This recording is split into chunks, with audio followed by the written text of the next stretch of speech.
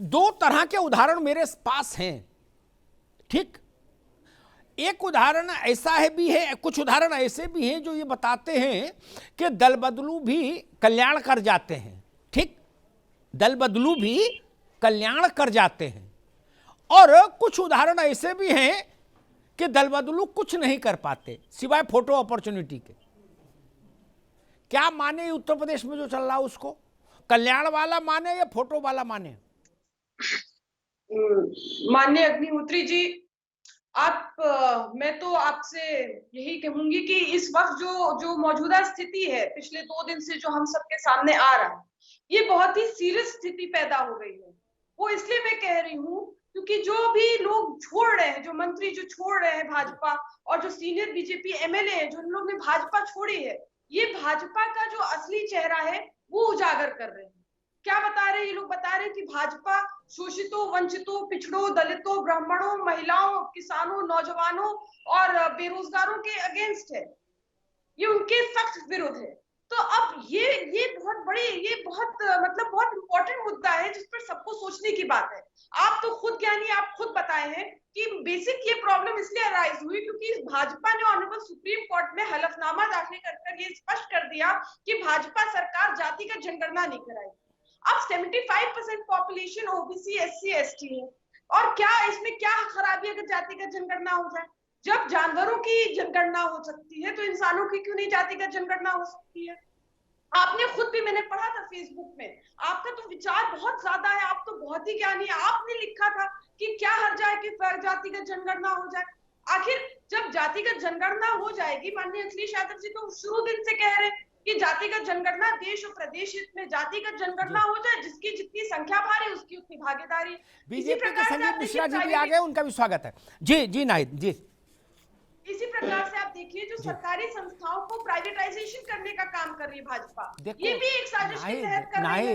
एक बात बताऊं नाहिद, एक बात कहूं, दलितों का नौकरी में जो आरक्षण एक बात नाहिद, वो खत्म कर दिया जाए। और पिछले दलित इस बात से बहुत आक्रोशित है। 75% तो लोग की आबादी है, और मुसलसल बीजेपी वाले उनको अपमानित करने का काम कर रहे हैं। आप इनके बीजेपी के मंत्री एमएलए खुलकर ये बात उजागर कर रहे हैं। और समाजवादी पार्टी तो अग्निहोत्री जी शुरू दिन से कह रही है कि बीजेपी पिछड़े दलित के विरोध पार्टी, इनकी तो बुनियादी पिछड़े दलित के अगेंस्ट पड़ी थी 6 अप्रैल 1980। नाहिद एक मिनट एक बात कह दूं, मैं थोड़ा सा बेढब आदमी हूं। लोग जिधर सिरहाना रखते मैं उधर पैताना कर लेता हूं, जिधर पैताना रखते उधर सिरहाना। उत्तर प्रदेश छोड़ो, बगल वाले सूबे में चलो, हैं, बलिया से नाव में बैठो तो बिहार पहुंच जाते हैं, है ना, बक्सर, गंगा ही है बीच में। वहां कर्पूरी ठाकुर के समय से तो कोई अगला फिर राजा रहा नहीं, ठीक। सब पिछड़े रहे, अति पिछड़े रहे या पिछड़े रहे, वही खुद मुख्तार रहे। बिहार में गरीबी दूर हो गई, सबको शिक्षा, स्वास्थ्य, मकान, घोड़ा गाड़ी मिल गया। नहीं मिला, वहां तो उत्तर प्रदेश से भी बुरे हाल है, वहां तो यूपी से भी बुरे हाल हैं, और जो वंचित है वही सबसे ज्यादा मार खा रहा है, जिसके वोट पर लोग सीढ़ी की तरह इस्तेमाल करके राजा हो गए।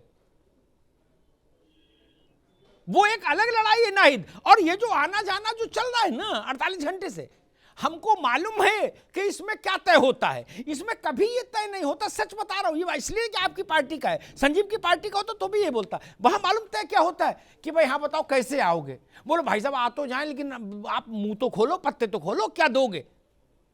बोले 4 टिकट। बोलो ना 4 में नहीं आएंगे, 5 तो वो ही दे रहे।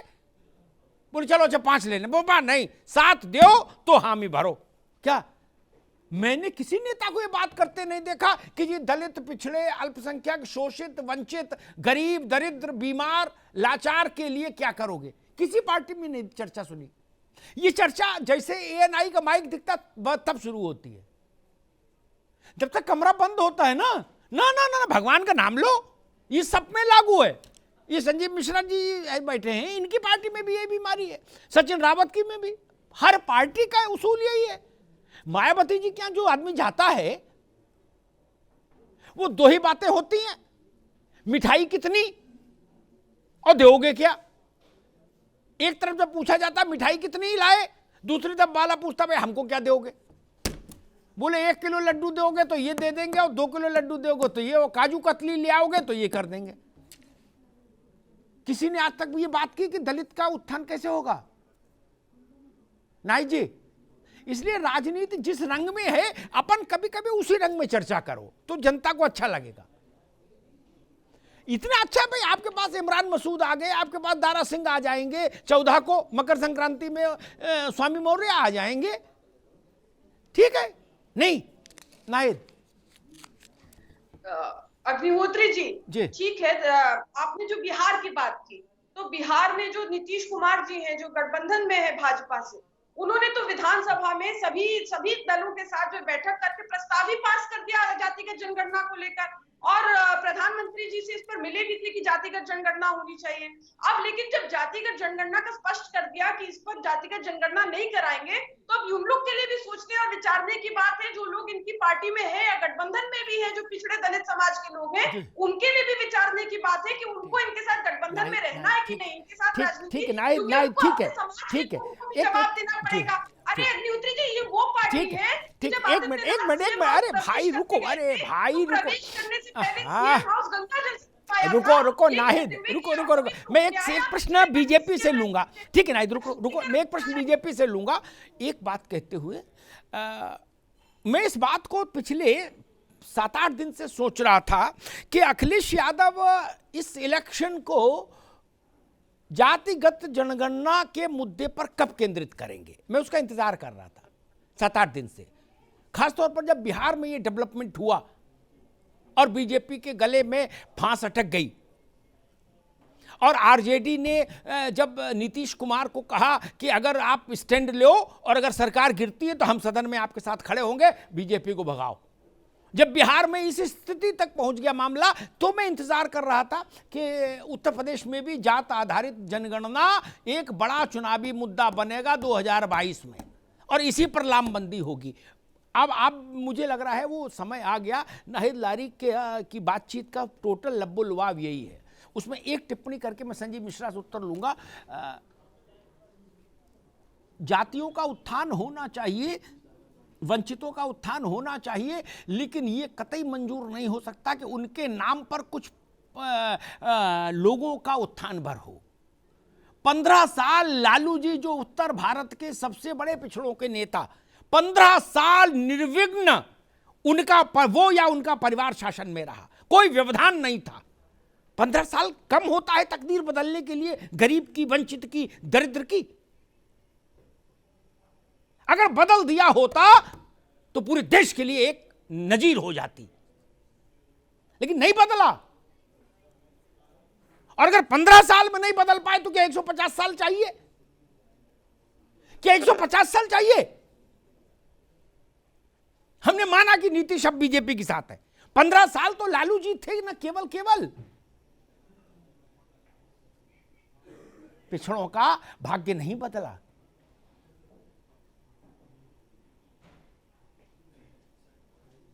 तो इसलिए मैं देखना पड़ूंगा। सचिन रावत भाई, आपकी पार्टी का तो हाल बहुत खराब है। क्या ओआरएस का घोल पीने की जरूरत लग रही मुझे? नहीं,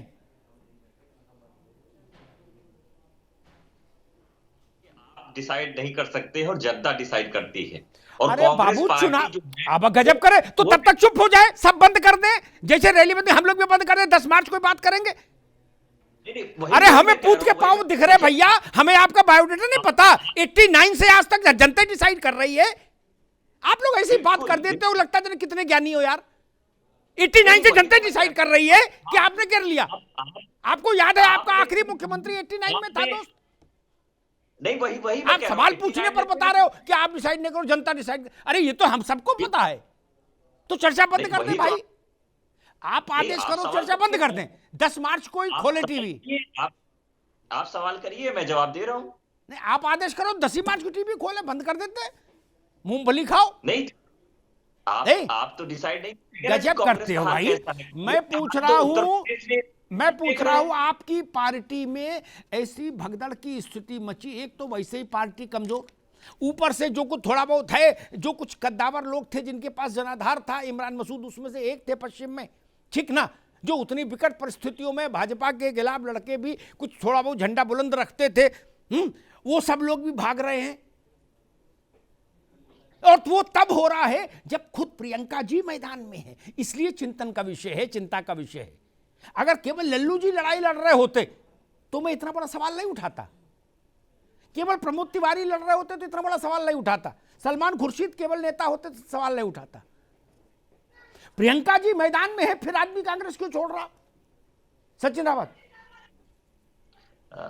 अच्छा सवाल पूछा अमिताभ जी, अब मैं इसका जवाब जी दे हाँ रहा हूं। जी। प्रियंका गांधी जी ने जब अखिलेश जी से एक, आपने देखा होगा, एक मुलाकात हुई थी जहाज में, हाँ हाँ उन्होंने एक बहुत अच्छी बात कही थी। उन्होंने कहा था कि हमारी पार्टी के जितने कायर हैं उनको लेने के लिए आपको धन्यवाद। और आज स्पष्ट तौर पे प्रियंका जी ने कर दिया है कि अब जो है नई लीडरशिप उत्तर प्रदेश में डेवलपमेंट होगी। जितने ये महत्वाकांक्षी लोग थे, स्वार्थी थे, आज इनका चेहरा उजागर हो गया। आप कांग्रेस के सिंबल पे चुनाव लड़ करके, विधायक बन करके 5 साल सत्ता की मलाई, 5 साल आप रह करके अपना कुनबा बढ़ा करके आप बनते हैं। उसके बाद में जब चुनाव आता है, जब लड़ने की बारी आती है, तब आप दल बदल कर देते हैं। लेकिन इस वजह से श्रीमती प्रियंका गांधी जी ने पहले से डिसाइड कर लिया था कि आने वाले समय में जो उनका महिला सशक्तिकरण का विजन है, और हम लोग ने इस बार स्पष्ट तौर पे 160 टिकट महिलाओं को और 150 से ज्यादा टिकट युवाओं को देने की बात की है। उनकी उम्र सीमा भी तय कर दी है, 25 से लेकर के 45 साल। तो ये जो नई लीडरशिप उत्तर प्रदेश में अब डेवलपमेंट होगी, ये आने वाले समय में उत्तर प्रदेश व देश के लिए एक नया उदाहरण पेश करेगी। फिर बाकी ये लोग क्या करेंगे? मोहसिना किदवई से लेके, सलमान खुर्शीद से लेके और बाकी लोग, प्रमोद तिवारी, ये सब लोग क्या करेंगे? जब 25 से 35 तक, क्या बताया, 45 तक ही रहेंगे लीडरशिप, तो ये लोग क्या करेंगे? जो हमारे दल में है उनका सम्मान है। अच्छा। और जो वो हमारे दल में है उनका सम्मान है, वो भी आपने देखा होगा कि अभी सीएलपी लीडर आराधना मिश्रा मोना जी हैं, हाँ, अजय कुमार लल्लू जी प्रदेश अध्यक्ष हैं, लेकिन नई लीडरशिप की बात हो रही है। ठीक और है नई सचिन, लीडरशिप एक बात कहूं बाबू, एक मिनट, ठीक है, एक मिनट, आप ये योग्य प्रवक्ता हैं, इसलिए एक सवाल आपके सामने रखने का मन कर रहा है। आपने कहा कि प्रियंका जी ने कहा अखिलेश जी से कि भाई जो कायर हैं उनको लेने के लिए आपका धन्यवाद। ठीक, कौन कायर कौन नहीं कायर वो तो मैं ज़्यादा जानता नहीं, लेकिन इमरान मसूद को तो लोग को केवल इसीलिए जानते हैं कि इमरान मसूद जरूरत से ज्यादा साहसी हैं। कांग्रेस में इतना साहस तो किसी ने दिखाया ही नहीं, हिम्मत ही नहीं जुटाई जब से मोदी जी का प्रादुर्भाव हुआ है। वो एक बयान में या उद्धृत नहीं करना चाहता, उसमें पूरे देश में बवाल मच गया था जो इमरान मसूद ने कहा था। वो कैसे कायर? एक दूसरा, आपने कहा नई उम्र के लोगों को दे रहे हैं, क्या? जो एक से सुन लो सवाल, फिर सवाल सुन लीजिए। दूसरी बात आपने कही कि जो लोग सत्ता की मलाई खा रहे थे, इमरान मसूद की उम्र जितनी है, जब नरेंद्र तिवारी चीफ मिनिस्टर रहे आखिरी बार 89 में आपके, उसके बाद से तो सत्ता ही नहीं, तब इमरान मसूद पूरा पजामा नहीं पहनते होंगे, निक्कर पहन के स्कूल जाते होंगे, तो मलाई तब तो खा नहीं सकते ये, क्या? तब तो डबल रोटी खाते होंगे, तब मलाई तो नहीं खा सकते थे। और जब से ये जवान हुए तब से भाजपा सरकार में नहीं आई कांग्रेस।